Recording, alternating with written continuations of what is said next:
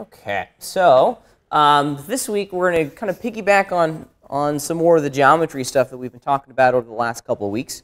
We've been spending a lot of our time focusing on the texturing pipeline. Well, today we're going to throw everything. I'm going to sneeze. Excuse me, I apologize for those that are listening to this on the live stream because you probably just want to like ah! In your headphones. Okay.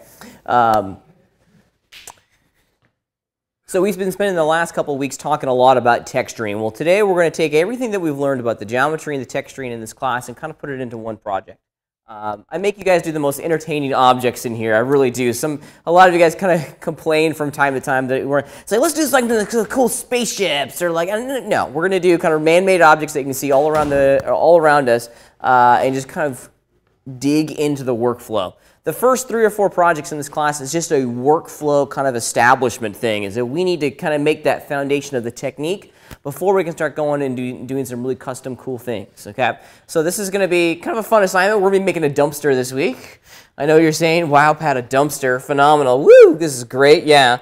Now there's a reason I've chosen a dumpster for this project. It allows us to focus on simple modeling tools, but at a level of detail that we haven't really gotten to yet, okay? So in every sense, we're trying to make a super accurate model this week. And the only way to really do that is to incorporate some pretty strong reference images at the foundation of our project, okay? So we're going to kind of get back to our roots here a little bit and remind ourselves of the process of incorporating reference images as backdrop items into the scene and also as reference images for the detailed pieces of our model that we're going to create in the final model itself. Yes, sir? Are we going to make the interior of it too? You're more than welcome to. You're more than welcome to. I think you would find that for the interior of a dumpster, it's pretty basic. So if you'd like to go in and jump into that, I say do it. However, this week's assignment is going to be a little bit more challenging than some of in the past, in that you're going to have a limit to how many polygons you can build this object around. So you're going to have to strategically approach this project and kind of make some decisions as to where you want to spend your budget on the geometry itself. Are you going to spend it on, what are you going to spend it on? On the wheels, on the sides? I mean, there's a relationship between all these different pieces that will ultimately influence the design of your final object. Yes, sir, go ahead. This says we don't need to do texture, is that correct? We're just doing the geometry this week. We're going to focus entirely on the geometry, okay? And through this process, we're going to focus on the correct structure for incorporating reference images, the correct structure and application of backdrop images into our scene. And then once we're done with that, we're going to take it one step further next week and really focus on making a number of texture files. Next week, we're going to focus again on diffuse texturing, but we're also going to start looking at a really neat system of creating bump maps for our objects. We're also going to talk a little bit about creating reflection maps and specular maps. So the texturing workflow is going to continue to expand next week as we round out this little dumpster project. Okay?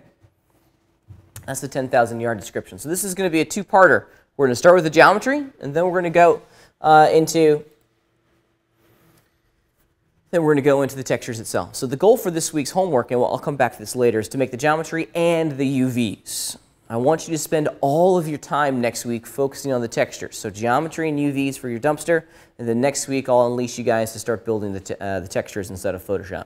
Now don't get started on the textures yet, as there are some really important concepts that we're going to discuss next week. They're going to have a direct influence on the creation of our textures. So don't try to get ahead and just kind of knock it all out and all in one week, because I'm going to, the elements that we talk about next week are going to have a big impact on how you approach your texturing, the texturing stage of this piece of geometry. All right, our lab assignment this week is going to continue the conversation about alignment and backdrop images. You're going to be making this cool little catapult.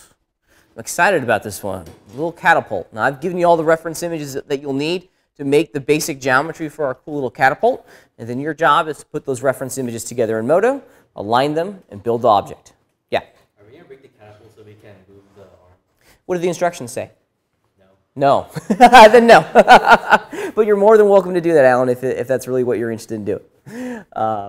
We're going to focus entirely on the geometry this week, and it's an opportunity, again, for us to continue to flex our muscles with backdrop images. I'm an old school modeler. I fundamentally believe that if you're not modeling with reference, you are modeling wrong, okay? At the foundation of every piece of geometry that we build needs to have a whole series of reference images that leads our decision-making process. Reference images, in every sense, are guides. Okay, we don't necessarily have to build to them. It certainly makes it a whole lot easier if we can, but we want to make sure that the objects that we're creating resemble some sort of reality that we're participating within. Reference images, the fastest way to do that. So we'll come back to this one towards the end of class. If you want to go ahead and get started in downloading your resources this week, I've given you both the reference image collections that I need you to, that you'll need for the homework in the lab. So you have the dumpster reference images and then the catapult reference images. We're going to come back to the catapult specifically because I want you guys to look at some things that will help you in your backdrop image creation when we get there. Okay? So don't start the catapult quite yet because I want to show you some neat things. If you're really super confused on how to work with backdrop images inside of Modo, here's a great little video that encapsulates the entire conversation. So check it out. I think it's going to be helpful. All right? Questions on what we're going to talk about today? Okay, cool. Yeah, go ahead. Okay. I was watching your video and I couldn't figure out how to unhide. The U key. The U. U is in uniform, U is in unhide.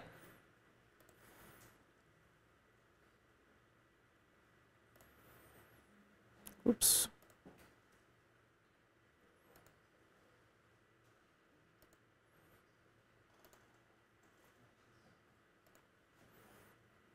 Okay. So I wanted to start today's conversation by exploring the art of reference images. I'm a big reference nerd whenever I make 3D models, okay? It's a critical, important stage for how I approach this entire puzzle. Because in my mind, 3D modeling is nothing more than a gigantic puzzle. We have to take these really abstract tools, this really weird work environment, and generate a whole series of polygons, edges, and vertices that match something, okay? Whatever it is that we're trying to build. Reference images are the fastest way to get to that end result. If we spend our time collecting good reference images at the beginning of the modeling process, this whole thing is going to go a lot faster. We're going to get to that final result much quicker. The final result is going to be more accurate than if we were to try to do this without reference images. Okay, it's also going to start to include, our model is going to start to include a level of detail that we wouldn't be able to come up with without these reference images. Because a great example of this, I think most recently I was showing you guys that World War II Jeep that I made a couple summers ago. Let me just kind of illustrate how crazy I get into this. I'm a big reference nerd. I really am. It's important. In order for us to get to a point, in order for us to be able to get to something that looks like this, okay, as the final result, we have to use reference images, right? Because when I say World War II Jeep, everyone almost immediately in their minds comes to a quick image, right? In your mind's eye, you kind of see that shape and that form unfolding in front of you, right? And then everything goes to hell when I say, okay, make it without looking at one picture. The proportions are going to be off. The tires are going to be the wrong size. There's going to be details in the wrong place. The overall spatial relationship between all these parts are going to be wrong, right? Reference images are the only way for us to accurately recreate something quickly in 3D. Is this cheating? No, this is not cheating using reference images. It's encouraged. It's part of the technique. We want to use reference images as much as we can, okay? Believe it or not, and this is kind of a hidden mystery for a lot of folks in the fine arts, is that we use reference images for everything. We really do. Even classical painters use reference images. I know some classical painters that would take a picture and then, a regular photograph, then take that photograph back to their studio, and then they just paint the picture, okay? We want reference images. It's going to make the quality of our results skyrocket almost instantaneously, okay? Because from those reference images, we can wean a lot of really important details, okay? Now, this is kind of the extent that I go to. Here's the reference collection the reference photo collection that I established for my little World War II Jeep here, and I have a bunch of photographs. I start off with doing a tremendous amount of research on what the shape looks like before I even open up Moto, right? We need to be kind of like little subject matter experts on the shapes that we're creating. How could you create a World War II Jeep if you fundamentally don't even know what it looks like, right? We want to try to find reference images from as many different angles as we can. Finding 2 or 3, not enough in my opinion. You want tons of reference images, right? Because when you get into Moto, or any 3D modeling app for that matter, there's going to be questions are going to pop up during the production of this asset that your reference photographs will answer. Where does the muffler go? How big is the weapon? What do the seats look like? How many buttons and dials are on the inside? Your reference photos are going to give you the answers to all of those questions. Now, that doesn't mean that we can't be creative and do our own thing. You absolutely can. But in certain situations, especially when you're working with a creative director, okay, or on an asset that's already been approved by the powers that be within your production, you have to create what you see in the reference photograph, okay, or the concept drawings. You have to create the reality that's been presented to you. I get reference on everything. I really do. Just to kind of illustrate here, I'm not going to take you. I try to find line drawings on as much as I can. For me, everything begins and ends with a line drawing. If I can find a blueprint on this thing, I'm going to use that. These things for me are invaluable because they've taken away all the shading detail that you find on photographs.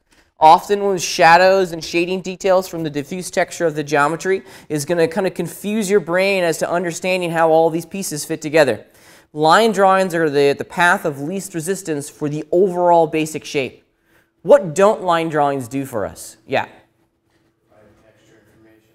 Yeah, it's going to allow us to make the geometry really quickly, but the photographs are going to allow us to make the textures much faster. So we need both. We can't rely entirely on the line drawings. We have to have a combination and a balance between the diagram type things and photographs that tell us what it looks like. Okay, so I just try to find reference on everything, and sometimes I find reference photographs that aren't necessarily centered around the object that I'm making, but I can wean some information from that, right? Sometimes you're not going to get good reference, so you have to kind of take sources from different places and kind of Frankenstein them together to make something that looks really cool and compelling.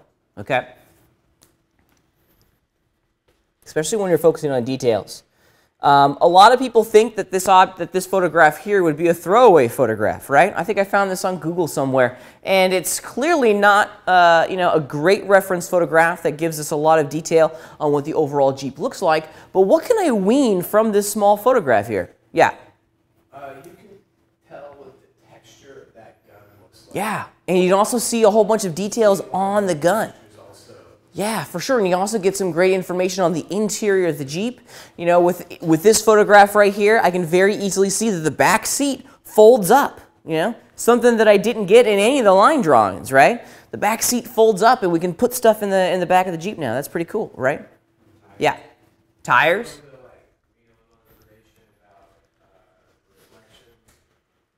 Yeah.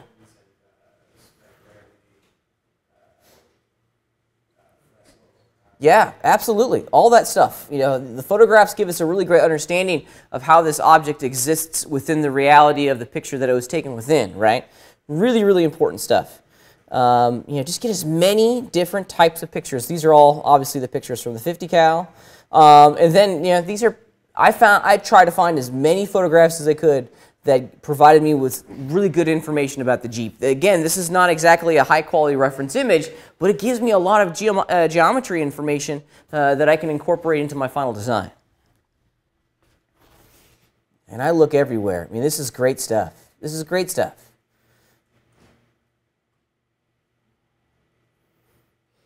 One resource that I recommend that people look towards when they're doing 3D modeling is the fine model making community, right? The little plastic kits. Those dudes have been doing model making for 100 years. They're masters at it. They go through almost the exact same process that we go through, except they're using plastic kit parts that they glue together or make themselves to create their final images, right? they have a lot of resources online that direct us towards some really neat conclusions, okay? So even if it's something that's clearly a plastic model, I can still wean some stuff from that. You know, at the very least, it kind of gets me thinking about how this could look, maybe the composition of certain pieces, the spacing of different pieces. It just gets my brain going. Now, I stumbled upon a treasure trove of reference images from my little Jeep here. And this is this next series of images is really how you want to approach the collection of reference images. You want to get reference images from as many different angles as you possibly can. We're going to need some orthographic reference images that establish the front, the side, the top. But the perspective images of my Jeep here in this series gives me a much broader perspective and picture as to what the total object of this Jeep looks like in the end. Okay? And this was, I remember leaning on this collection a lot to answer some really important questions. And they got everything on here. It's great. Perfect collection of reference images. I just love it. So this was my treasure trove. This helped me out in so many different capacities.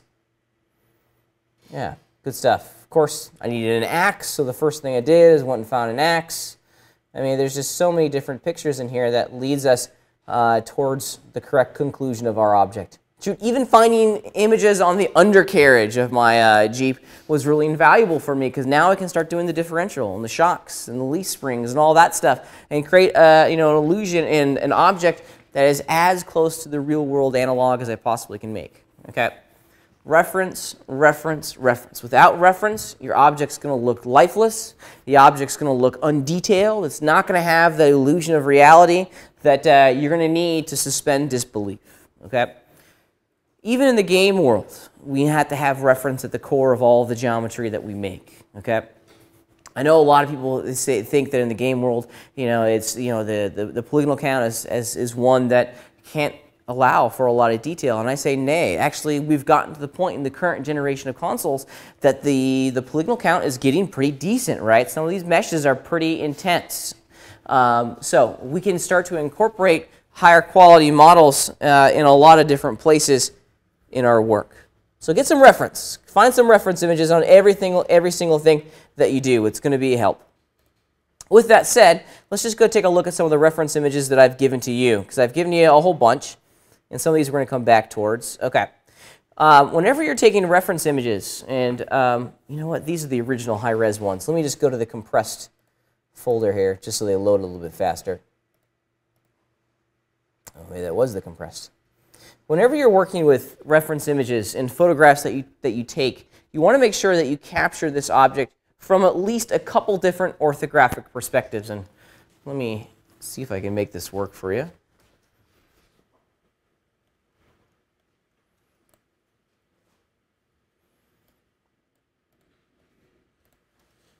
There we go. Okay. Now, is it possible to capture a true orthographic perspective with a camera? No. It's impossible, right? Because the camera lens is always going to infuse perspective within the shot. What is perspective? How would you describe perspective to someone? What are we talking about when I say perspective? All lines in an image go towards a single point. You got it. All the lines, all the straight lines are kind of bent towards what's called the vantage point, right? Everything kind of bends and tapers towards that horizon line. That's perspective. It is not impossible to remove perspective from the images that we take with our cameras, but it requires a very long lens, and in most situations that's just not going to be possible. So we have to do our best, okay? I mentioned earlier that all reference images are just guides. The only way to get a true orthographic view of this object is to have a line drawing of it. And even then, some of those line drawings and blueprints are wrong. I think I've shown you some of this stuff that I've done on that big boat. I'm going to sneeze again, maybe. Hannah's leaning back. I'm not going to sneeze on you, I promise. Oh, I hate that feeling when you sneeze and then it goes away. Oh, that drives me crazy. So we gotta remember that reference photographs are nothing more than a guide. It's a starting point, right? It allows us to very quickly block out the overall shape, and then we got to put our creative fingerprint on it. Yeah? Is there a way to infuse vantage points into like photo renders and The default camera type is a perspective render, but you can, however, change it into an orthographic render. You know, if you look at the catapult renders, that's actually a model that I made, and I made some orthographic renders of that for you guys, so you can start putting them together. So it is possible, and you can change the amount of perspective that is infused in that render by changing the focal length of your camera. So very possible, very possible. But for these pictures, I just took this with my own personal camera, right? And you're going to need to have at least 2 different orthographic perspectives or images of your object before you can start modeling, okay? You got to have 2. You got to have 2 different orthographic images. I'm a big believer that the front is one of those images that you have to have, okay? You got to have the front and you got to have the side. Those are the 2 that you must have, in my opinion, to really get going here and to create something that will work. And here's the side image. Now, what can we kind of wean and establish from both the front and the side? Huh? Think more geometrically. Yeah. It's I heard it. It's relatively square, right? What else can we kind of extract from these 2 images? Now, think more globally on all models. What can we extract from a front image and a side image? I was going to say you could tell it's sort of an angle shape. Yep, yep. Your house. And I think where my brain is going with this is that we can extract the width, right, of an object from the front. We can extract the width, and we can also extract the depth and the height, okay, pretty quickly. With 2 orthographic images of our object, we can get the overall dimensions kind of ironed out pretty quickly, right? We know exactly how big this object is going to need to be within inside of our scene to have all these details make sense with one another, okay? So you got to have a front and you got to have a side. You can't model if you just have the front, right? Because now you have no idea of how long this object is. You can get the width and the height, but you're not going to get that 3rd dimension. 2 orthographic images is going to give you all 3 of the dimensions that's required to really flesh out this shape. Now, which orthographic perspective am I missing? The top. The top is definitely the hardest image to capture when you're taking reference photographs out there in the real world. Why? It seems obvious, but why?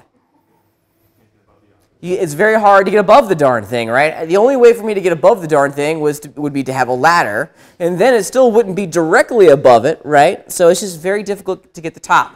Very easy to get the front and the side. Question? Comment?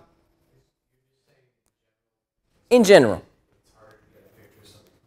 It is. Not on all things, but just in general. I mean, think about it. In order for this to be an orthographic image of our object, I have to be sitting directly over the top and in the center of my dumpster, right? I can't do that with a ladder. I can't do that with a ladder. The only way I could do it would be like with some, I don't know, with some sort of crazy crane. So it's very difficult to get top images of whatever it is that we're trying to build. Okay. Got to have the front. Got to have the side. You can grab the back too. I say get as many different orthographic images as you can. You can't ever have too much reference. A lot of people, they get real kind of cheap when it comes to reference. I say take a bazillion reference photographs. It's better to have 100 images and you only use 3 than 3 images and you're not left with nothing that you can use. Okay, so get as many different reference photographs as you can. And you certainly want to get some reference photographs that describe the overall shape.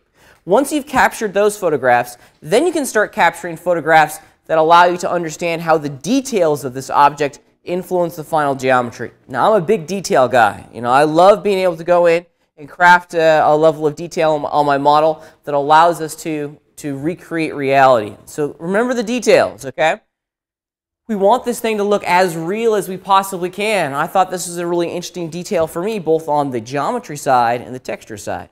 On the geometry side, I now know precisely how these big metal openings on the side of the dumpster are connected to the base, right?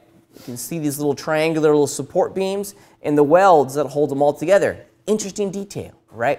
Great detail that we can very quickly add that's going to bring our object into reality, okay?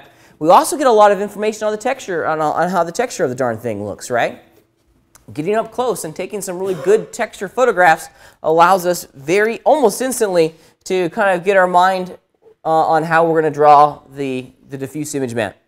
Now, I remind people all the time to look at the bottoms of things, because there's a lot of details at the bottoms of almost everything inside of our world that's going to help us recreate this object accurately. You know, wheels. There's almost everything in our world has some sort of, like feet with it. Okay, everything has feet in our world.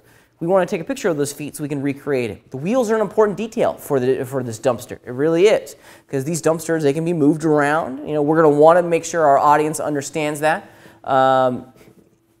Images and objects, objects that we see all the time need to be as accurately recreated as we can, because the absence of something like the wheel is going to make this feel very uncomfortable. You're going to look at it and your brain is subconsciously going to go, man, something's missing here. I don't know what it is, but something is just wrong with this image, right? Well, that's because the wheels are gone. So we got to have it.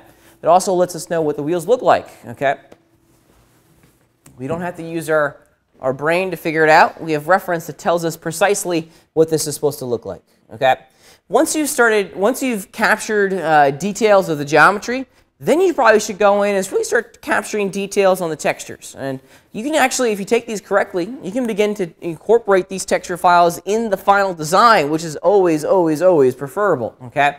But most importantly, it gives us a small little reminder as to how this object has been weathered and the surface characteristics of the object itself. From the following reference photographs, it's very, very easy to see and understand that this is painted metal. And it's not only painted metal, but it's poorly painted metal. And that metal is starting to chip off the base metal and rust and weather and just generally look kind of horrible. We can see how the scratches and the leaks and the drips and all this stuff has influenced the original green paint. And over time, it's created this illusion. Important texture details that we can easily recreate inside of Photoshop without too much energy. Here again, this is another great texture reference as to how this object has been weathered. These small details allow us to recreate reality. One thing that people often overlook the importance of are logos and badges. If you critically look at almost all objects in our world, there is going to be some sort of logo, sticker, badge, identifying mark on that object somewhere. We need to incorporate that, right? What do they look like? Well, the actual logos and badges on the dumpster give us a really, really good understanding of how they're supposed to be recreated. Okay? Shoot, you can even use this photograph as part of your final texture, right? I can take this over into Photoshop, mask it out, bam, I'm on my way. I'm on my way. Okay? These are the types of details that our brain needs to see in the reference photographs so that we can recreate it inside of reality. Okay?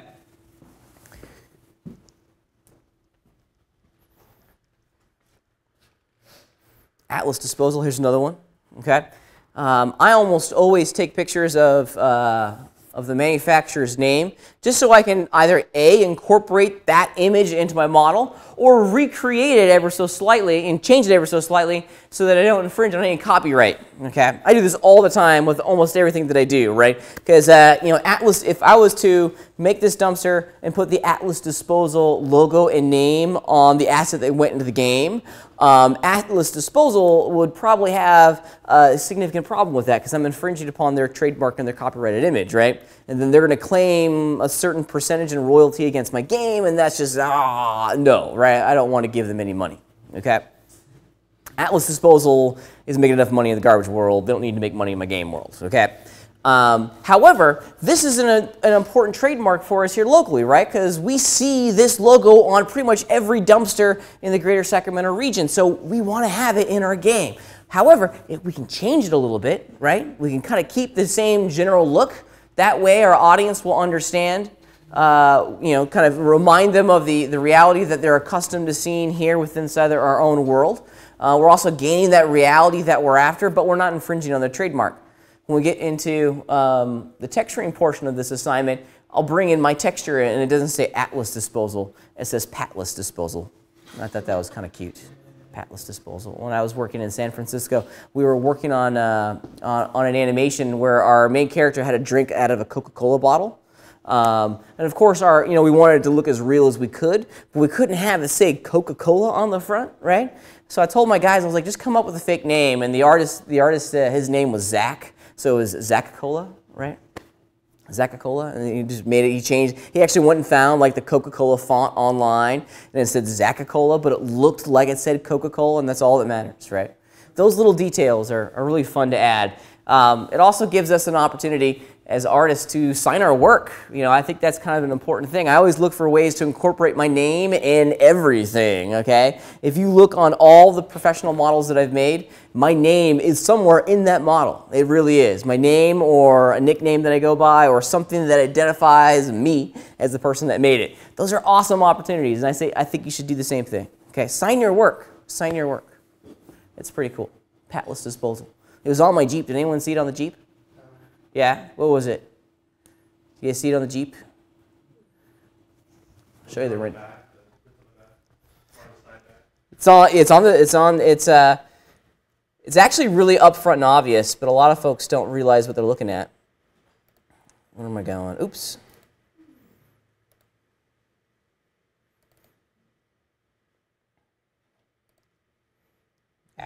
Excuse me.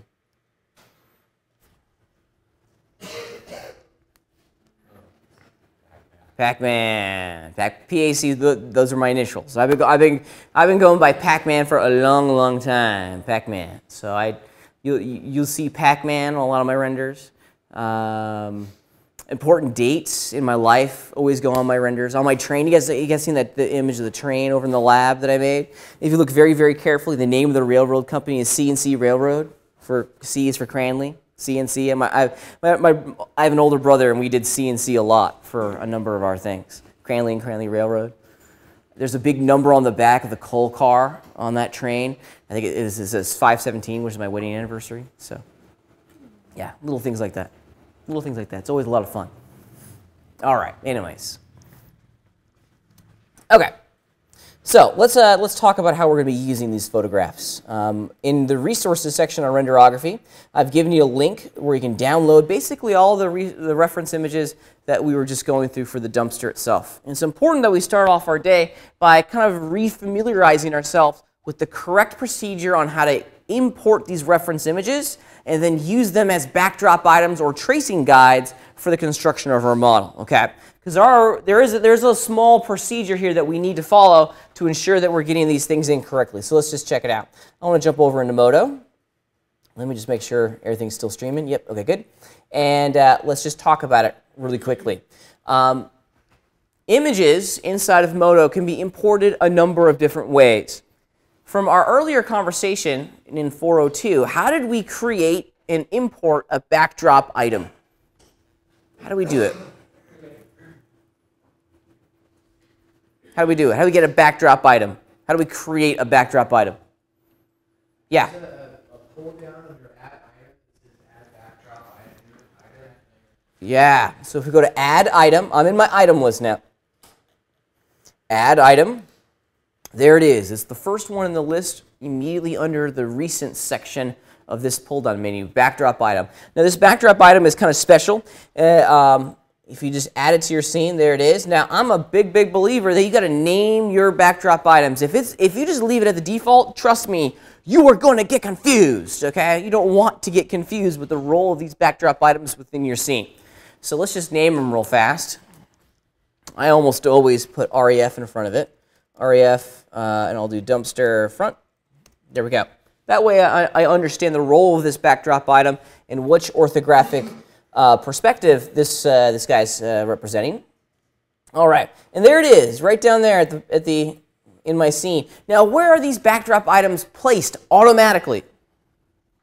At the origin. So if you're someplace other than the origin inside of your three-dimensional scene, look towards the origin to locate your backdrop items. They're all going to go in there. Okay, they're all going to be placed automatically at the origin of our scene.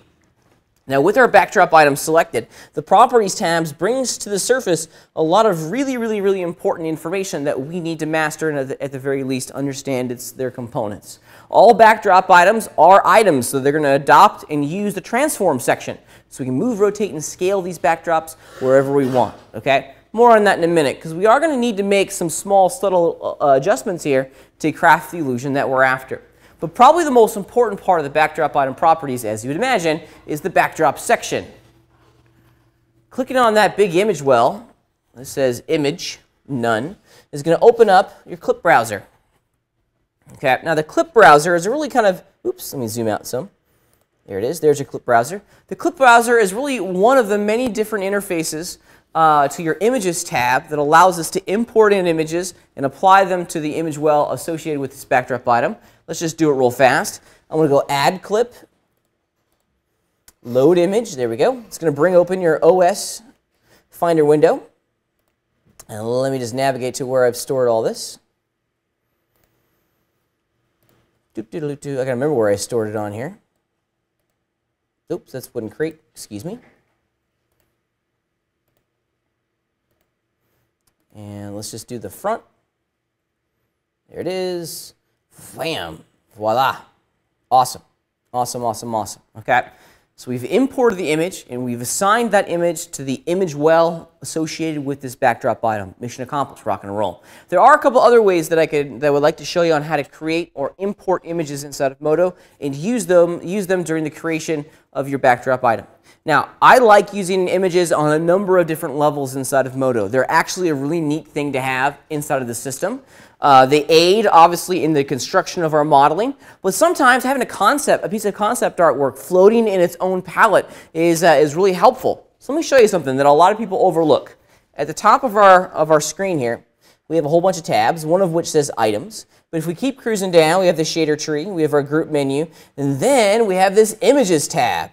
Check it out. Right now, we have one image imported into Modo, and it's the backdrop, that first reference image. Okay? However, we can add more. We can add entire collections of images pretty quickly through this interface. Add clip. Let's just do load image. And let's just grab, I don't know, the rest of these and bring them in.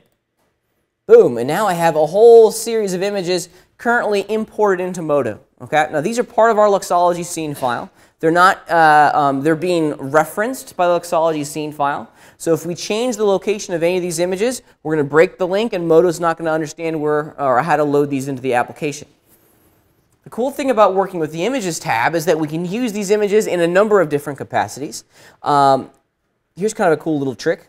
If you were just to double-click on the image, check it out. It's going to pop open that image into its own separate, unique image viewer. They can make any size. You can zoom in and out just using the standard keyboard navigation tools. It's a really neat workflow, because now I can have this floating palette, parked on my second monitor or even in a different part of my scene, and always have an image up inside of a viewer without necessarily having it inside of my scene. I do this all the time, especially when I'm working with concept art or an image that's like of a perspective image of like my Jeep for instance.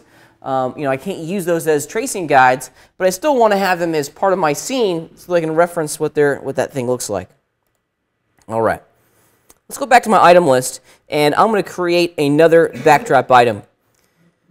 There we go. Let's give it a good name, ref, and we'll call this dumpster side. Now notice that I'm not placing left or right in the side image. Why?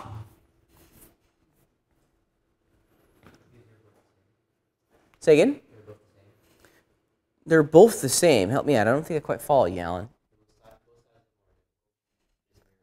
They are identical to each other. And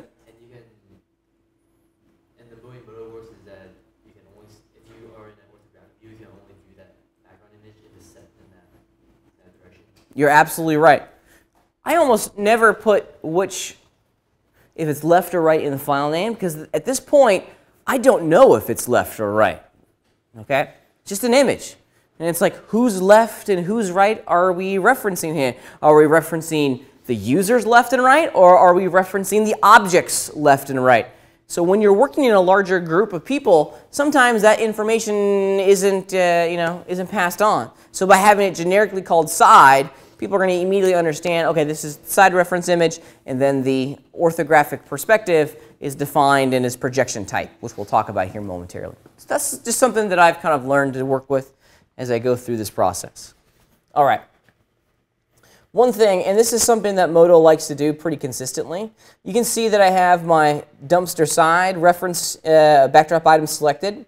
And check it out. For whatever reason, it's automatically defaulted to the user channels tab. I don't want that. I want the backdrop tab so I can get all of this stuff.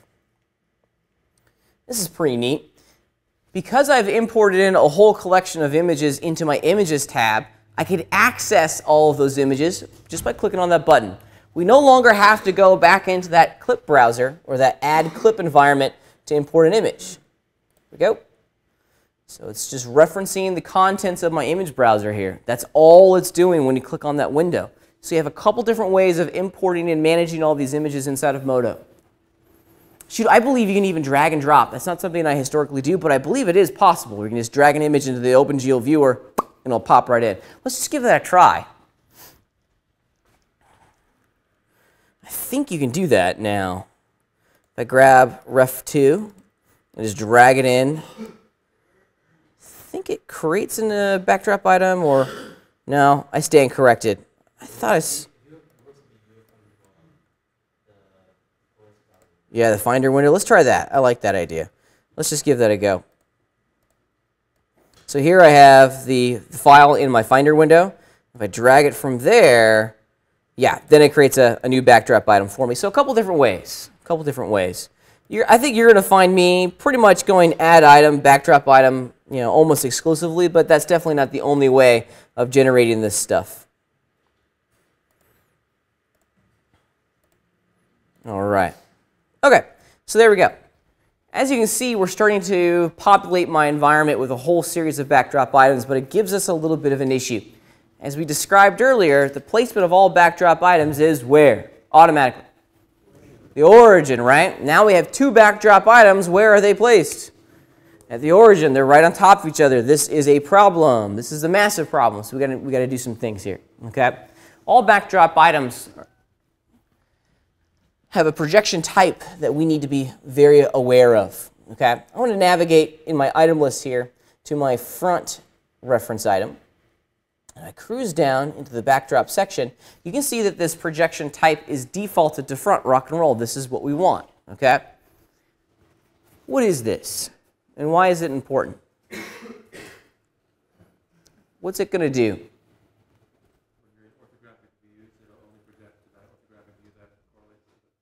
Bingo. It's going to filter our scene. And it's only going to show the image that's associated with the front projection type when we change our view to front. Okay? I want to change my dumpster side just to right here real fast. You can see that it automatically rotated it. And let's just check out what happens when I zip over to my front orthographic perspective. Go to front, boom, and now I only see any image that's been tagged with that front projection type. Yeah? Okay, so you just have, if you already put all your reference images in, you have to just go back through and tell them which to do. You got it. You got it. Okay. Yeah, once you add a reference backdrop item, just make sure you're going through and you're changing that projection type. Do not rotate them. Do not rotate them. Okay? A lot of people, they manually change the angle of all this. Don't do that, because when we change our view to, like, let's say the side, it's not going to show up. Okay? Kind of make sense? So use the projection type, and the computer will automatically rotate it for us. Okay? Yeah? So what if you don't know if the image is going to be the left or the right? That's a great question. Let's go. That's actually the next thing that I wanted to talk about. And let's kind of decode how we can figure out which orientation this object needs to be placed within in our three-dimensional scene. Okay, the front's pretty easy to kind of decode, but let's get the right. Oh, you know what we should do before we go any further is make sure that this is aligned to our grid. I want to turn our grid on here. There we go. Now I can't see through my backdrop item, right? It's completely occluding the grid behind it. Is there a way that I can get the opacity level changed to see my grid? Yes. Where am I going? You got it. So if I go to the backdrop item,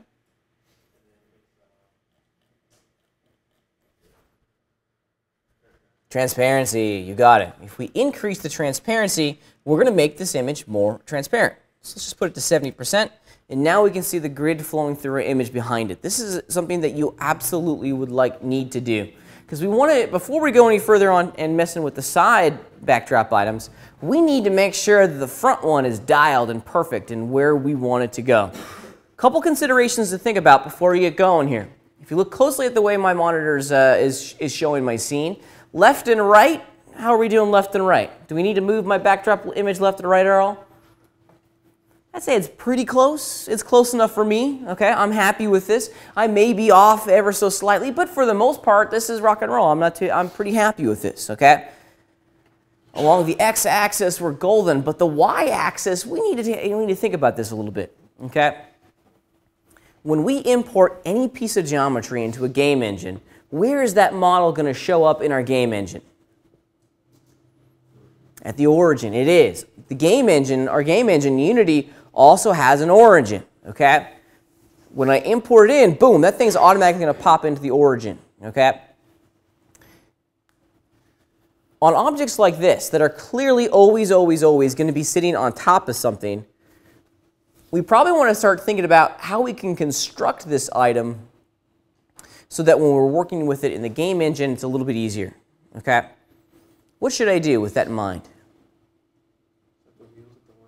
Yeah, set the wheels at the center of the y-axis. That's not a bad idea. That way, when I drop it into my game engine scene, it's automatically going to be placed on top of the ground. I don't have to do any further edits there. I've kind of pre-baked the model on top of the ground plane. Luckily for us, working with and making that change and working with these backdrop items is really simple. I'm in my item selection set, and if I hit the Y key, it'll bring up my item transform tool, and I can just move it up into the wheels or roughly where I want it to go, kind of right there. Ta-da! There it is. Great. Now I've made working with this asset a little bit easier in the future steps. I say this a lot, especially in GCOM 402. Like good 3D modelers need to be like good chess players. We need to be thinking 8 or 9 steps ahead, because what we do right here on this step is absolutely going to have a direct impact on what we're able to do 8 or 9 steps from now. This is a good little edit to make. Okay. All right, so this is looking pretty good. I'm happy with this, rock and roll. Let's go in and start messing with that side image. Okay. Now, I've just kind of arbitrarily set the projection type to right. I'm not sure if that's the correct one, but let's find out. Okay. I want to set its transparency level to 70 and get this going where I need it to go. Okay. Let's go to the right. Oops, excuse me. Let's go to the right image and decode what we're seeing here to get what we want. Now, is this object orientated correctly within inside of my 3-dimensional scene? No, it's not. How do we know that? How do you know that? How do you know that? Yeah, where is the, or how would you describe the front of your scene? Of which axes? Z, there you go. The front of our scene is positive Z, okay? Right now, which direction is the front of my dumpster image facing? Negative. Negative Z. How do you know that, Hannah? Because The thingy. Yes, and was facing to the left. this thing, yeah. So what she's talking about, does anyone know what this is called?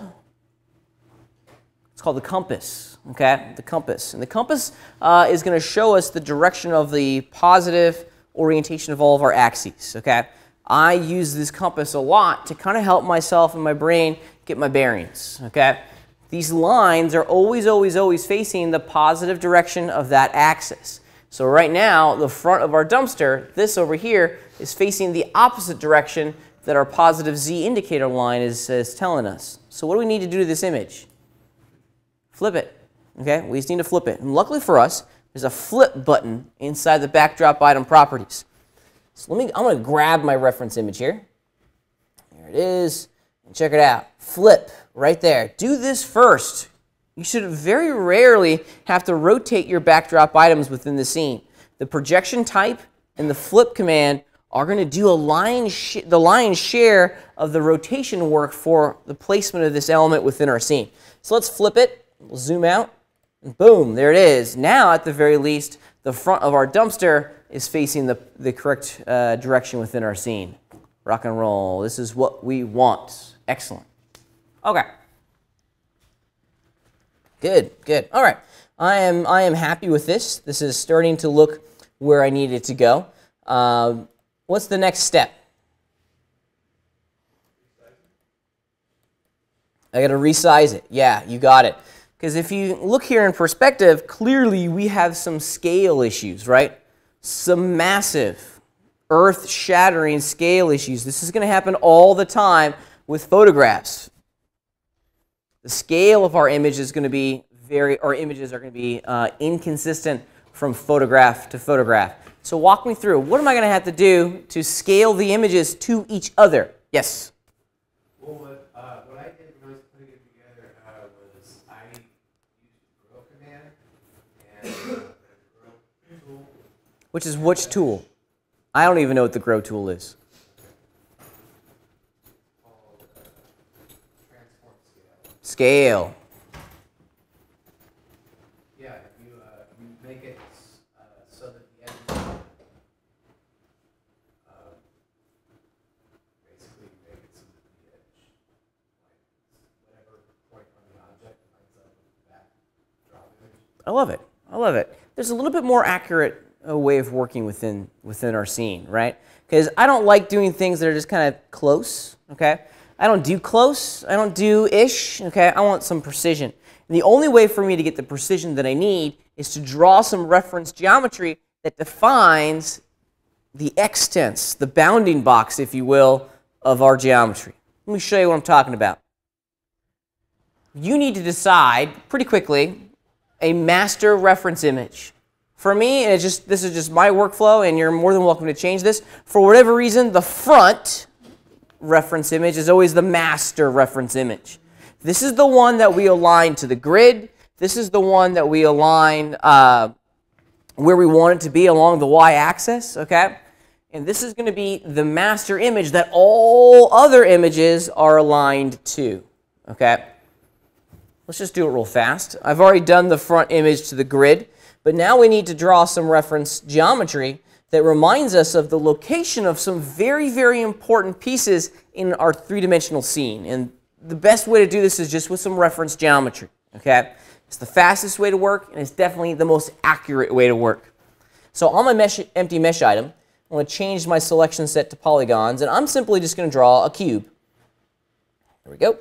There it is. Now I need to make some decisions here. I think I want to define that the top edge of this cube is going to represent the bottom edge of my dumpster, okay? What we're looking for here in the picture are reference cues, so details of the images that we can see in multiple photographs, right? We can see the bottom of the dumpster from the front and in the side image, right? So it's a good piece of detail that we can use to align and scale these photographs to each other. All right, so the bottom or the top edge of this cube, so in essence that guy right there, represents the bottom of our dumpster. All right. I want to copy and paste this object because now we need to define maybe something else. Another detail within the photograph that's easily seen in both of the images in our scene. What would be another detail that we could use as an alignment guide that we can easily see in the side picture and in the front picture? Hold on a second. Part of the top of the dumpster. Now, can we be a little bit more specific? Because what's the top of the front end? So the part on the angle that's the lowest or the highest? Lowest. Okay, that works. Yeah, that's not a bad idea. For sure. I think that's probably where my brain would have gone as well. Let me just grab that polygon and something maybe like this, where we can go in and say, okay, maybe right there. I'm looking at the corner here. I'm not looking at that line there or that line there. I'm looking at the corner. Yeah, right around in there somewhere I think will work. That represents the top the top leading edge of, of that portion of the dumpster. Okay. Okay. Let's go into perspective. I'm going to grab those two reference planes and just run the extrude tool, Shift X on your keyboard, and just convert them into true three-dimensional geometry. That way, I can easily see these reference cues in the right orthographic viewport, right?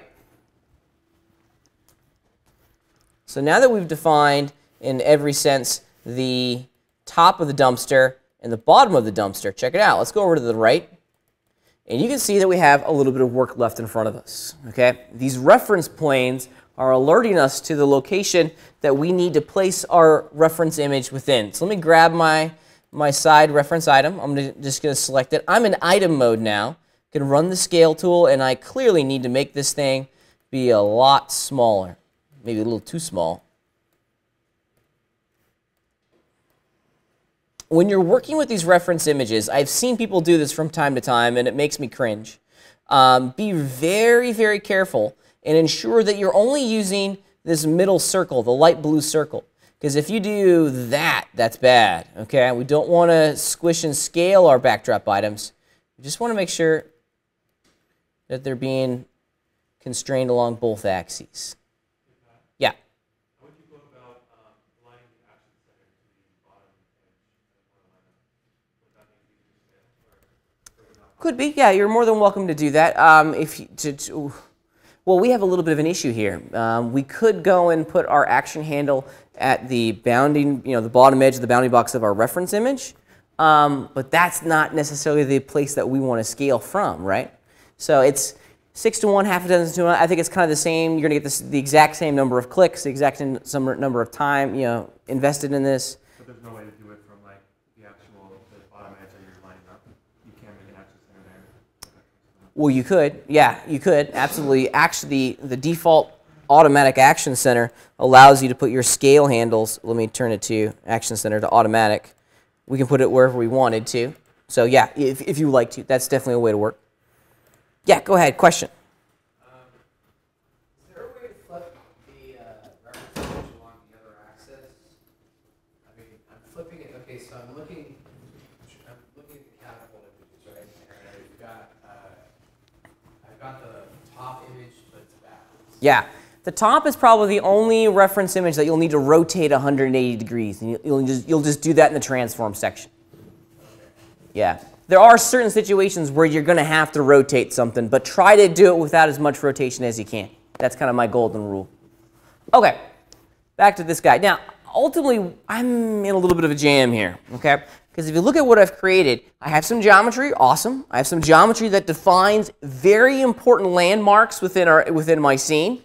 However, I can't see through those pieces of geometry to the reference images behind it, right? That's a barrier for me. It really is. This is a workflow barrier that's going to get in the way. Does anyone know a way for me to make my geometry ever so slightly transparent so that I can see through it to the reference images behind it?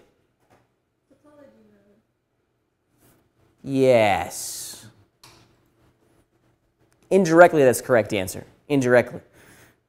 The topology mode actually does a couple different things simultaneously. The real correct answer in doing this is to change your viewport properties. Okay, so with my mouse cursor in the center of my viewport property or my viewport, I want to hit the O key, which is going to bring open my viewport properties. And specifically, I want to go into the Drawing and Control tab. And what I need to do is, you could turn on topology mode, but I'm not going to do that. Okay, you want to do Overlay Drawing. Okay, you need to do it up here, and under the background imagery section, turn overlay on right there. Okay, you can immediately see the impact that that's having behind it in the OpenGL viewport. We can now see through our geometry to the reference images that's behind. All right, and now I can get a much more accurate placement of my backdrop image within my scene.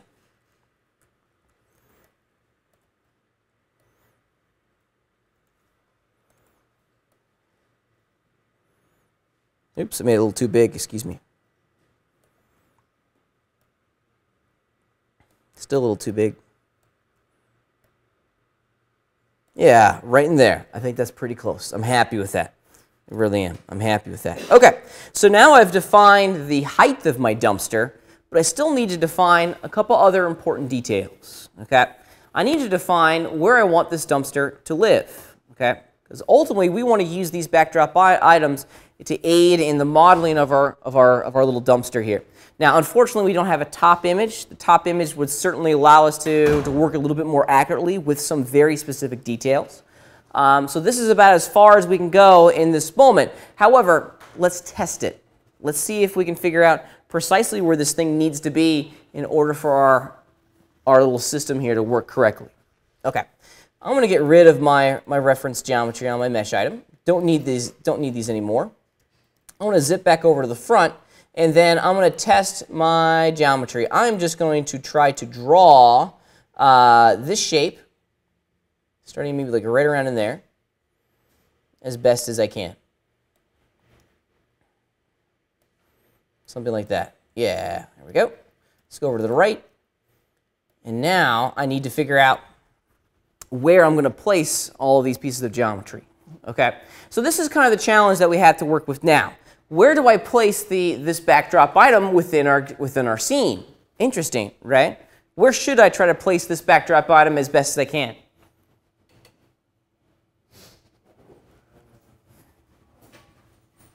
Kind of like where it's a square.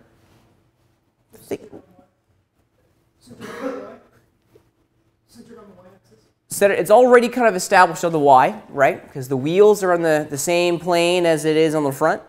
But you're dancing right around it. The Z, absolutely. Okay, the Z. In the absence of that top photograph, placing this image as centered along the Z axis is really going to be of help. Now, there's no way other than just kind of eyeballing it to really get a good sense as to where the center of this dumpster is. It doesn't need to be perfectly dead on, but it's certainly going to help us 8 or 9 steps from now when we're working with symmetrical objects and modeling this thing instead of 3D. All right, let's continue to test this a little bit. Yeah, and I'm really, really happy with that. If you look at the way that this cube was constructed, in the front photograph, the top of that cube matches perfectly with the top corner of the dumpster. The bottom of the cube matches perfectly to the bottom of the dumpster. When we change our perspective, our viewport to look at the right perspective, we're getting the exact same hits. It's right there on the top, and it's right there at the bottom. Bam! Mission accomplished. Now we can start modeling. We've used the reference plane to scale the images to each other. We've tested that alignment by drawing some very simple geometry and establishing the location within our three-dimensional scene. Now we can start modeling. Okay? Now we can start modeling. You can't model until you do this. Okay? A lot of people, they get so excited about 3D modeling and they just kind of like jump in and they forget about setting up their foundation. If you don't do this, you're making your entire project file, you're building your entire project file on a foundation of sand. Okay? We want a foundation of stone. I can model this now in about 5 minutes without having to wonder about the placement of all these chunks of geo. Do you generally like do slide rotations on the front? You could. You could. There are some. If you would, if you really wanted to, you absolutely could. For sure. For sure. I think for something like this, I wouldn't spend too much time doing that. I think the off-centered nature of some of those planes adds a little character. I think you definitely saw this in the front. If we go back to our front here. Yeah, you can see that this edge right there is not exactly right where it needs to be. Now, I don't know if that's a fault of the photographer, in this case me. Maybe my camera is ever so slightly off, right? I think I actually used a tripod for this, and I have a little leveling bubble on my tripod, so it might not have been the camera and the tripod. It just might be that dumpster is bent, right? That guy has compressed ever so slightly, and that top edge is tilted down now, okay? All right, questions, questions, questions. Let's take a break. I've been yakking for an hour, over an hour. Let's take a break.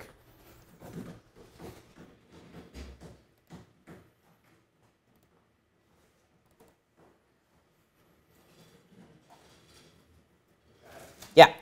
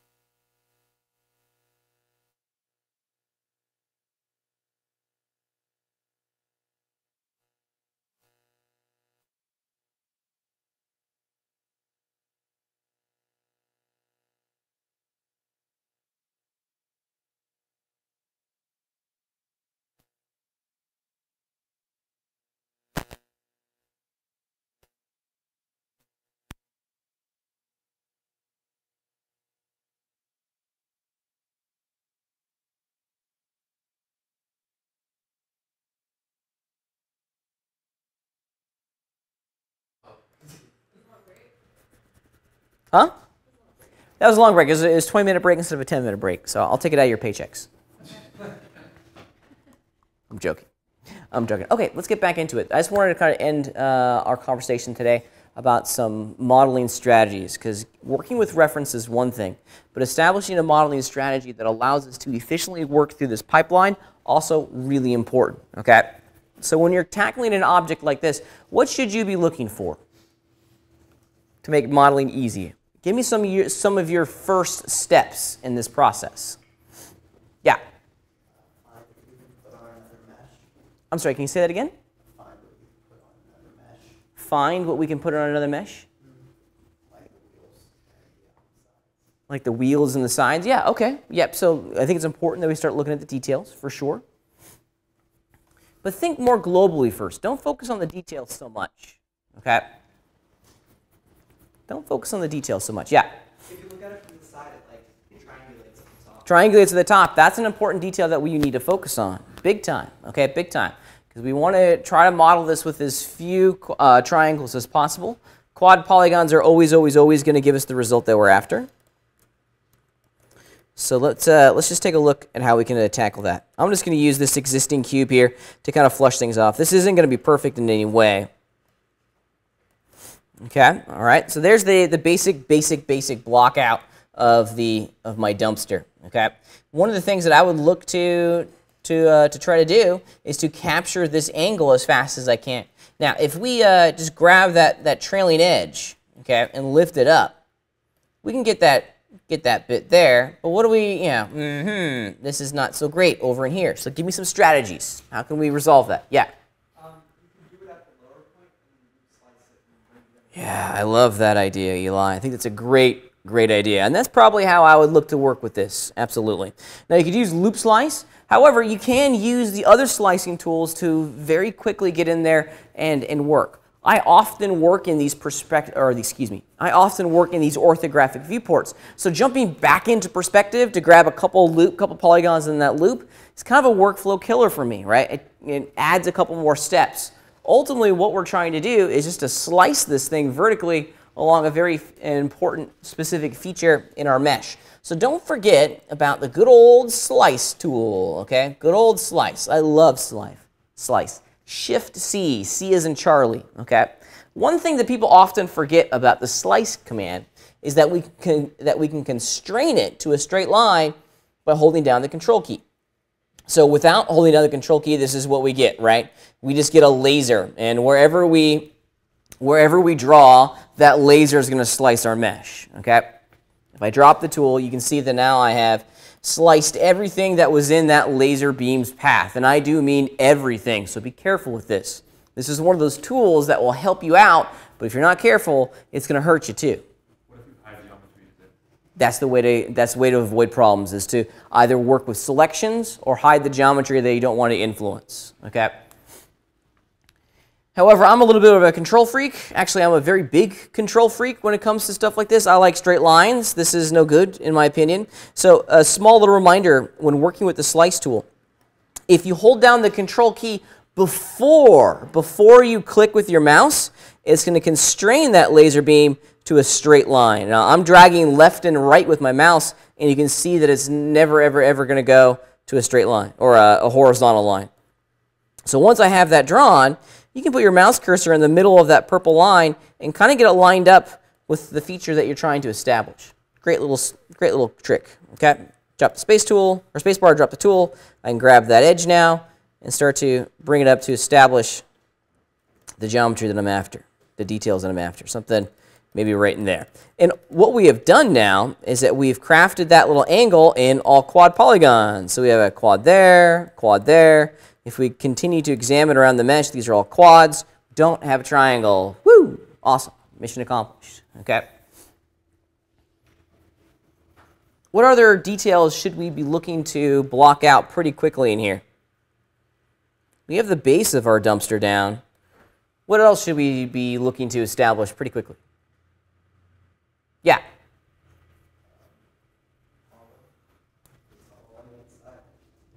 It's what? It's hollow on the inside. So yeah, absolutely. We should look to expand and start establishing the geometry for the opening of our dumpster, for sure. That's an important big detail. Whenever I'm flushing out a model, I try to work with as many, or as in general brush strokes as I can, right? Let's get all the major details done first, and then we can go back in and figure out where to place like the wheels and the brackets and all that fun stuff that will add to the realism of our scene. A couple different strategies here that we can employ to get the illusion that we want. If you look very carefully from the front here, and I need to make some changes. Let's just bring that in. It's right about in there.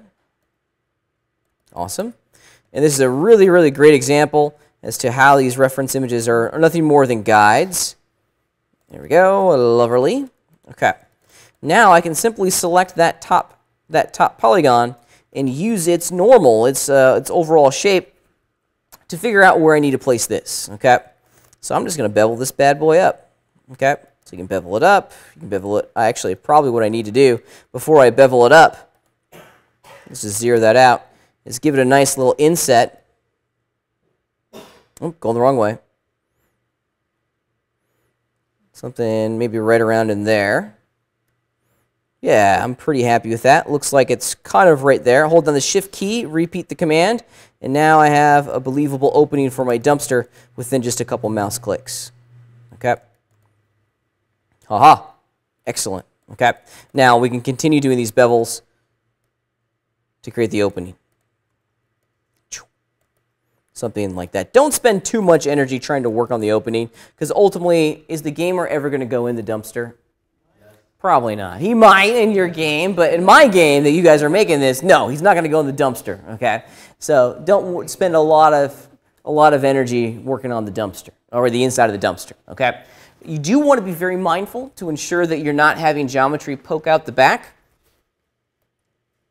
Yeah, I have a little bit of geo there poking out the back. Okay, simple edits can go a long way.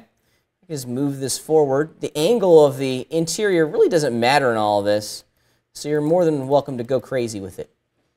I want to show you a really cool power user shortcut that helps working with backdrop images, because we're in the edit phase now. I've established the overall shape. I'm getting some details where I want them to go. But sometimes those backdrop images, man, they just get in the way. They get in the way.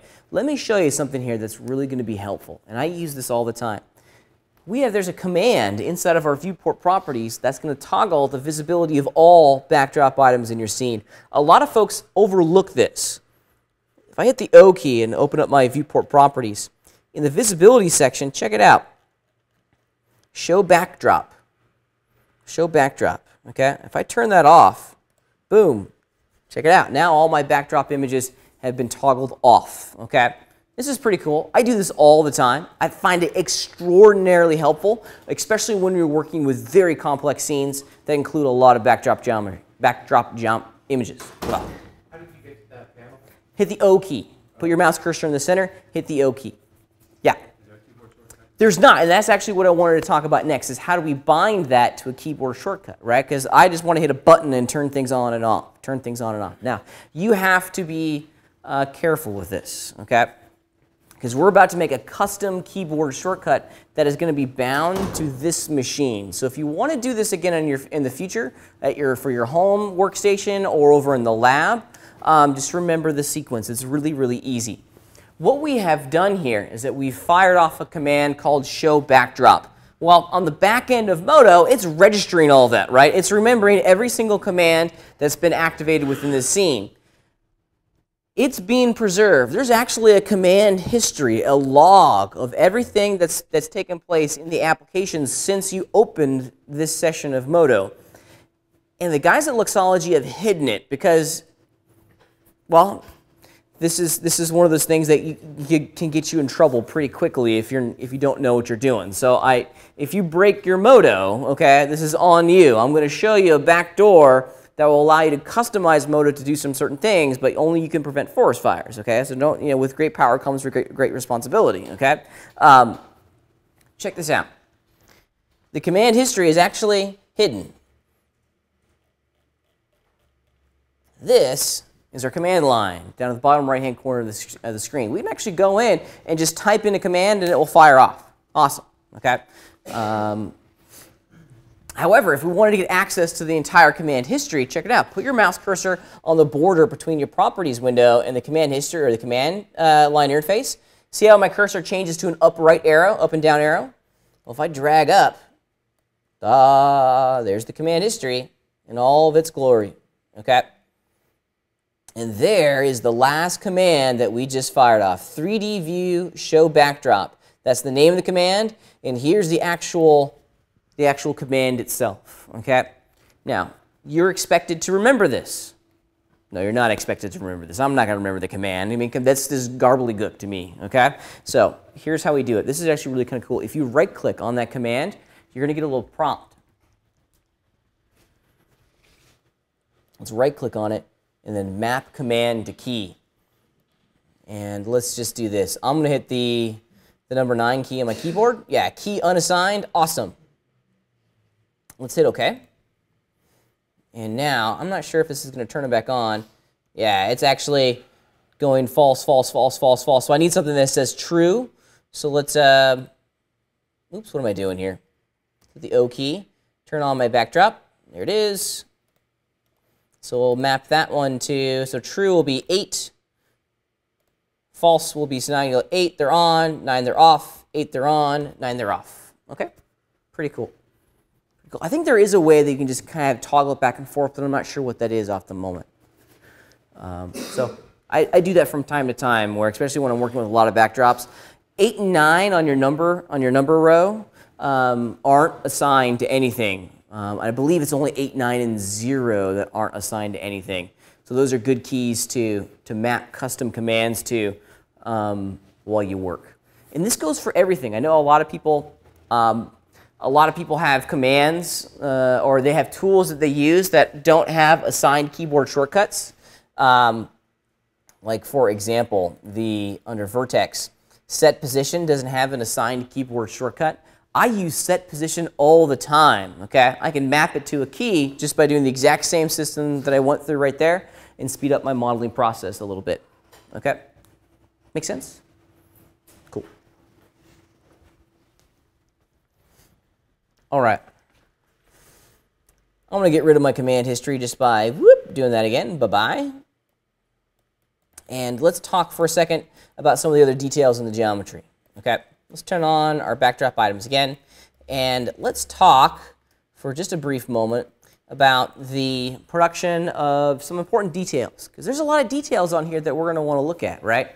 I want to focus your attention and my eyes on these little openings. These are the openings that the dump truck puts its like big grabber arms in, right? It goes zoom, and then it flips the dumpster into the back of the truck, right? So that's an important detail. It's a big piece of geometry. Whenever you see a big piece of geometry, you need to define that piece with actual polygons, okay? That's something that we can't really establish with texture information. So anything that is large and noticeable from a distance, got to be geo. How would you make that opening there?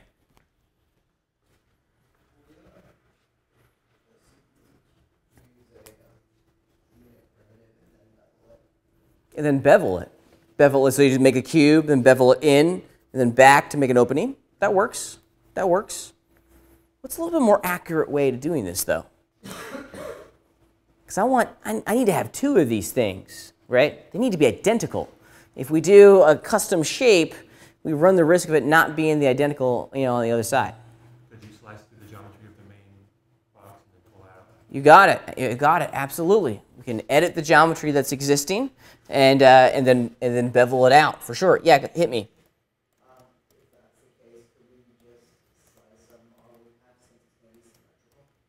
You could absolutely do that. Now, here is a cautionary tale. I've just run loop slice, okay? Because that's what a lot of people go to. Oh, I was running loop slice, and this is what we get, okay? The loop isn't perfectly straight. It's starting to match the topology of its top edge. As we continue to move that loop down towards the bottom, it's going to become closer and closer and closer, more aligned with that bottom edge. But right in the middle, where I need it to be, it's got that peak on it. Boo. You could use edge slice or the slice command that I just showed you guys, okay? So just be aware of this loop slice. It can present some challenges going forward. It's a great tool, but in this particular situation, it's not giving us the result that we want. However, is this unusable? Is there a way for me to edit the size, or excuse me, the orientation of all these edge segments to get what I want after the loop slice operation is complete? Yes. What is it? So down right there. Go down like that. Yeah. I like straight though. I like really straight. I want it to be perfect, perfect, perfect. Okay. Let me show you, this is an old school trick, and this is one that's worth its weight in gold, okay? We can actually straighten that bad boy out just by scaling it. We don't have to like figure out the vertex position of all the vertices and then like set them to the exact same height within the scene. Check this action out. I have the entirety of the loop selected, right? And if I run the scale tool, check it out. Oh, that's the wrong tool. I'm going to scale it down to a value of 0% on the y-axis, okay? Another cool thing, notice that I have negative scale turned off. That way, when I drag down on the handle, it's going to stop at 0. If negative scale was active, I can keep going into negative values, okay? And now I can keep going that way, which is not what I want. I usually have negative scale turned off when I'm working for situations just like that. And then within 2 mouse clicks, I have a perfectly straight line that I then can move down to its current or the position that I need it to be. Ta-da! There it is. Good. I like that. I like that a lot. Now, don't be afraid to use the good old slice tool. I use slice more than I probably should. I love slice. It's like one of my favorites. There we go. And now I've defined where I need that thing to be. Now, I have the height established. Let's go over to the right and figure out where I need to slice this to get the end. And it's right about in there. So I'll just use slice one more time. Click in the center of the blue line so it doesn't go flying off the screen. And huzzah, there it is. Now I have one polygon there that I can bevel out. All right. Cool. Of course, we can do the exact same thing on the opposite side at the exact same time. We don't necessarily always have to be in this mode where we model half and mirror it. Certain tools will give you the exact same result simultaneously. Let's turn my reference images back on. Fire up the good old bevel tool. Do a little shift action here. See how it's doing them both at the exact same time? Excellent. And now I can go in with these guys, bevel them in. Something like that. Hold down shift, refire the tool. Drag inwards, and now I have the openings for my little guy. All right. Pretty great. Okay. However, a little bit of an issue associated with this, right? I want to remind you guys of some important concepts that we need to consider as we go through this entire process. I've added some geometry into my scene. You have a budget for this assignment, right? You're only allowed, I think, 500 polygons for this project, right? So you can't go geometry crazy. And we want to make sure that we're capturing a lot of detail in the geo itself. So we got to think strategically here as to how we need to construct this shape. Yes, sir?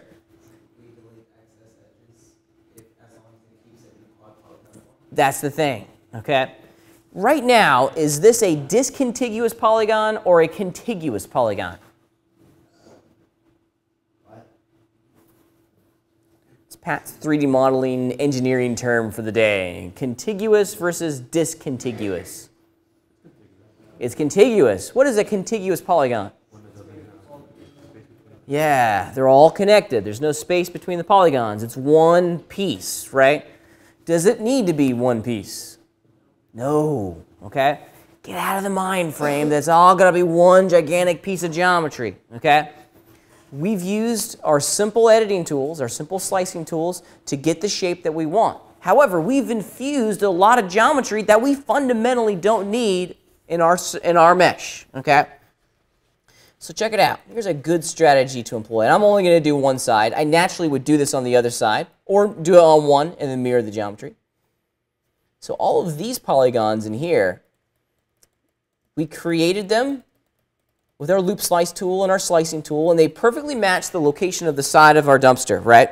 But in the end model file that's going to go into our game engine, they don't need to be welded to the base of our dumpster. They can be discontiguous. That's fine, okay? So here's what I'm going to do. With those polygons selected, I can go up to the top of the screen where it says Edit, and I'm going to cut them. Now, don't worry, we haven't deleted them. They've been pasted to our clipboards. So if we just do Paste, we've cut them, and then we've pasted them back into their original location, and now it's a separate piece. Ah, awesome. Let's hide that geometry, because now we can go in and continue to refine the geometry that's left and get rid of the stuff that we just don't need, okay? Because there's some loops in here, and there's some things in here that we just fundamentally don't have to have, okay? Help me out. Where am I going with this? Yeah, check it out. What if I filled this hole? Boom, okay? Now, I no longer need that. Oh, I have half a geometry here. Let me just do this real fast. I'm just going to slice this right down the center. And I want to set the position here to 0 along the X. Boom. Now I have half my geometry. Might help if I'm in the right selection mode there, Pat. There we go. Now, I don't need this, I don't need this, and I don't need that. Okay? In its current form, this one surface over here has 9 polygons. I'm going to reduce that to 2. Yay. This is good modeling. If we unhide the rest of our scene, we still have the geometry that we needed, created in the places that we needed it, with the accuracy that we need, but at a much lower polygonal level. With that simple edit, now I have more polygons within my budget to establish other parts within inside of my model. Okay? We got to think strategically about this. Okay? One other place. Here's another great place to optimize our mesh for a game engine. Let's look at this piece right here. Okay? If you used a cube tool, as Mr. Pearson was suggesting, would we need that inside polygon there? No, we're not going to need it, right? Are you going to see it? No. If you're not going to see it, then you don't need it. Delete it. Great place to optimize and save a couple polygons. Okay? Great place to optimize and save a couple polys. Okay?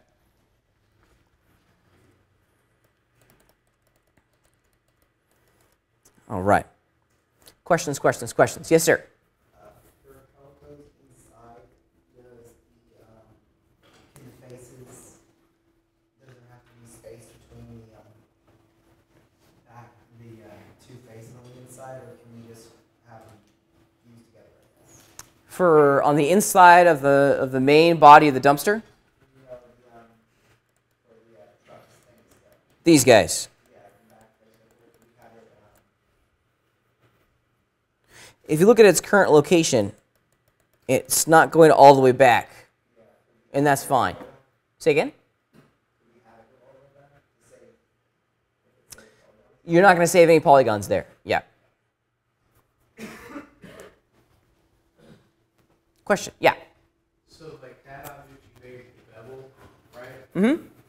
Okay, and you just made a box on the side. You didn't necessarily make it the same structure as the rest of the dumpster.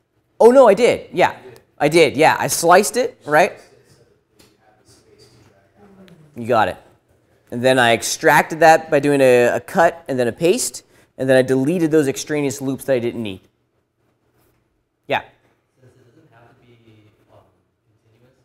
continuous, is it okay to have overlapping polygons as long as they overlap parallel? Absolutely, absolutely. So if we were to do, like, let's say this, is that well, these in here. Well, actually, let's talk about this. Is this allowed? No. Yes. Yes and no. Okay. In certain areas, it's allowed. Okay. If you look on this part over here, this is cool. This is burying the polygons into each other. That's fine. This is allowed. This is acceptable. This is compliant. This will render correctly in the game engine. Okay, as long as it's not, well, in here it's popping through. If I was to do that outside wall is not very big, but I can do it. There it is. So it's just ever so slightly on the inside. That's allowed. Okay, where we run into problems are situations like this. Okay. Why is that going to be an issue? Yeah, now we have two polygons on the exact same plane that are in the exact same face. The computer's not going to know which one to render, so it's going to flicker. That's bad. So how can I resolve this? Yeah, just push it back a little bit. Take those 4 polygons around the opening of this little piece here and push it back along the z-axis so it's no longer on the same plane as the front of the dumpster. Now we're good. Can you just delete that left side panel as well and then kind of line up with the other? You could? Yeah, for sure. For sure. I think the reference kind of says that you can't do that, but if that's what the reference says, yeah, absolutely, for sure. For sure. Okay. In the end of the day, if it renders correct, we're good. We're good. So get out of the mindset that everything has to be one piece. You can bury things inside of each other. You can get away with murder to a certain degree in the game world. You really can. You really can. Okay. Questions? Okay.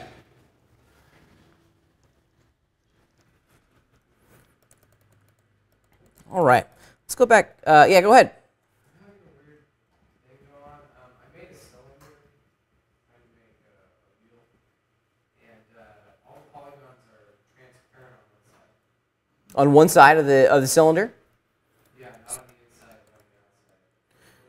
They're flipped. Yeah. So I think probably what happened, James, is that you did something like this, Yeah. where you went down. Yeah. And now they're invisible. Right now, the surface direction, aka the surface normal for all these polygons, are facing in, right? If we look at our shape from the outside, it's going to show up as invisible.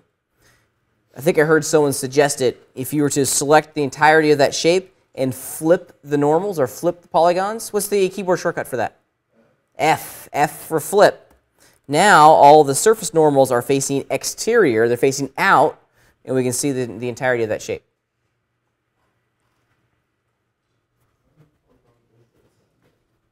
Huh?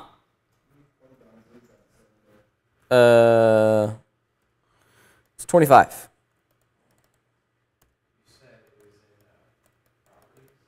No, just hit the F key. Just select it and hit F. Yep. Okay, other questions? All right, let's go back to the homework assignment sheet and revisit some of the parameters of this assignment because there are some important things in here that we need to look at. Okay, now as we discussed earlier, you're going to be focusing entirely on the geometry this week and the UVs, geometry and UVs. Okay, there's a couple things in here that you need to look to build. Of course, you're going to be doing geometry for the dumpster. I'm looking for a base, the wheels, and the lids. Okay. Base, wheels, and lids. Base, wheels, and lids. Base, wheels, and lids, okay, for the dumpster. You're going to be making UV islands for every piece that you make. So this is going to be a 100% UV'd shape when you're done. Now, we'll put the restrictions on. 500 polys, that's all you got. So be strategic. Use those optimization ideas that we were discussing earlier to lead your decision-making process as you go through the modeling of the shape. 500 polygons. You can construct this. All of the examples that you see down there below, 500 polys. Okay. Where would be areas that you would waste a lot of polygons on? The wheels. Yeah. Be very, very careful. A lot of people, they forget about the number of sides on cylinders, and they do what I just did a moment ago and made a 24-sided cylinder for a wheel that you're never really going to see. Okay. Yeah. Yeah, I think 8 to 10, that's probably a good starting point. Somewhere right around in there. It kind of depends on how many polys I have left in my budget, for sure. Yeah, 8 to 10, I think that's a good starting point. For a small detail like that, that's down at the bottom of the mesh, down at the ground level, the gamer is really not going to interface with that detail very frequently, if at all. So there just needs to be enough geometry to remind him or her that they're wheels, but not enough to make it look photoreal. So I think an 8 to 10-sided cylinder would be a step in the right direction. Okay. Okay. Also, geometry for a simple scene, and as you can see, it's just where you can recycle the scene that you've been using all semester long. Okay, and that's just purely for your portfolio render that you're going to be producing for this object. That's it. Okay. Please make sure that the render that you create of your dumpster is 1280 by 720. Save that as JPEG in addition to your Luxology project file. This is due by the beginning of class next week, okay? As a reminder, this is just part one of a two-part assignment, okay? So we're going to continue working on this dumpster next week. So please, please, please don't procrastinate on this one, okay? Sometimes when it comes to these two-parters, you guys kind of kick the can a little bit and you say, oh, well, you know, I'll just do it the night before, or I won't really start this project until I'm able to do the entirety of the shape. Right, no, keep in mind, this is a two-part assignment. You're going to need a gradebook item for both parts. So I need the geo, and then next week, you're going to do the full thing with the geometry and the textures, or you'll finish it with the textures, okay? So keep that in mind. Keep that in mind. Geometry is due next week in the Dropbox on D2L. Questions on the homework? Everyone understand the expectations? Awesome. All right, our lab assignment is going to be kind of fun this week. Our lab assignment is going to get us into the practice of working with reference images. I've given you all the reference images for this cool little catapult. Your mission is to take these reference images, align them to each other, and to make a simple version of this catapult, okay? Don't go crazy with the detail. You have about an hour to do this project. Do what you can in about an hour, or maybe an hour and a half worth of work, okay? And just try to see how much you can get done, okay? One thing, though, I want to show you, though, and this is kind of interesting. Check this action out. I have, let me just create a new Modo project file here, and I want to import in some of these backdrop items, okay? Oh, I'm sorry. Let me take a step back. Let's see.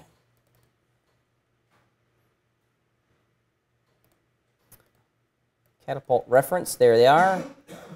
Let me just unarchive it real fast. What you're going to get in the folder from the Resources tab are 3 Photoshop documents, okay? So these are the 3 Photoshop documents. Let's look at how we can work with each one of these Photoshop documents, because if you examine the contents of the Photoshop documents, we have options. We have options on how we want to work with our backdrop images. As I mentioned before, this backdrop image was created from Modo. It actually comes from a completed project file that I made a couple years ago, more than a couple years ago, of a cool little medieval catapult. Awesome. Kind of works within the theme that we're building for our future blacksmith shop. Makes sense that a blacksmith would maybe make, I don't know, this cool catapult or something. I don't know. However, check it out. I've given you options on how you're able to work with these backdrop images. If you examine the layers palette over here, I've given you 2 different images, right? I've given you the final color output that is just, you know, the render with a white background, but I've also given you the alpha output. Okay, depending on how you want to approach this, it may be kind of cool to punch out the background of our final color render output with this alpha, okay? Let me show you a cool little trick. I want to use this alpha output as a mask, as a layer mask for the layer above. So if I turn it off, that's what it looks like. I'll go to my Channels tab, and I'm going to hold down the Command key and click on any one of those thumbnails, and you can see that the computer in Photoshop has automatically selected the white pixels on that layer. Rock and roll. Now that I have a selection, I can go back to my Layers palette, activate my topmost image, and apply that selection as a layer mask. This is actually a cool way to work, because now we have the interior of our reference image with colored pixels, and all the background stuff is transparent pixels. This makes it easy to work with over in Modo, okay? Some people like having a white background in their reference images. Some people like having transparent backgrounds. I kind of am in the transparency camp myself. So if I save this as a PNG, let's put it on my desktop. Let's do it, there we go. I want to do the side one as well, because there's one other thing I want to show you here. Let's do it one more time. I'm going to turn off the final color, go to my Channels tab, hold down the Command key, click on the thumbnail for the red channel. I'll go back to my layers and apply that selection as a layer mask, then save out the image as a PNG.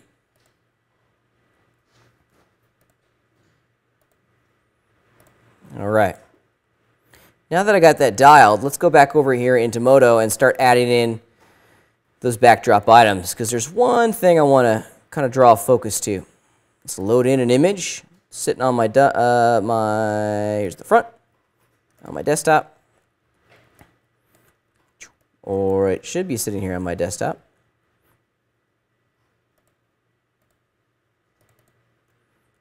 Oh, wait, I got my backdrop turned off. Custom keyboard shortcuts. There it is.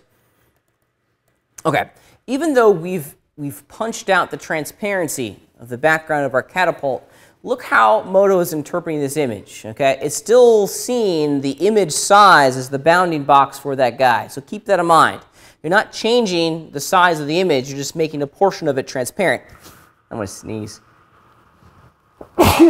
Excuse me. Okay, let's load in that other one real fast. Do the exact same thing. Load image. And catapult side. There it is. Let's change the projection type for the side image just to arbitrarily right. Okay. And let's put some geometry in here.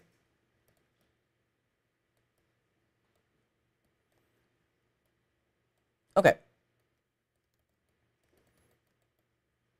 Now, if you don't have overlay on in your drawing and control sections, this is going to turn into a little bit of a nightmare, okay? Because this is what you're going to get. Even though we have transparent backgrounds on our reference images, it's not overlaying and it's not kind of adopting those transparency values inside the OpenGL viewport. Another reason why turning that overlay drawing on in your viewport properties is critical. That way, it really does preserve the transparent pixels on that image inside of our OpenGL viewport. So as a small, subtle little reminder, O key, drawing and control, just make sure that background imagery is set to overlay. And I also have overlay drawing on up here. Now we're getting what we want. Ta-da! We can see right through them. Perfect. Might even want to change the transparency value to like 70%. But I'll let you guys continue to mess around with that during your lab work.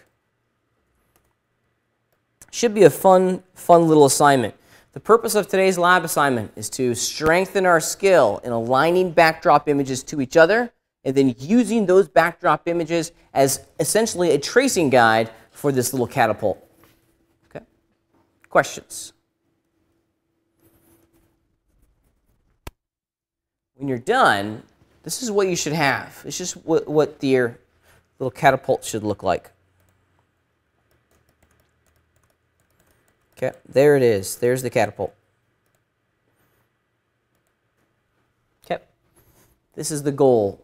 Some true three-dimensional geometry that captures all the major details of the catapult. Okay, this is not a difficult model to make. A majority of this model is what? Cubes. Okay, a majority of this model is cubes. What basic shapes are the wheels?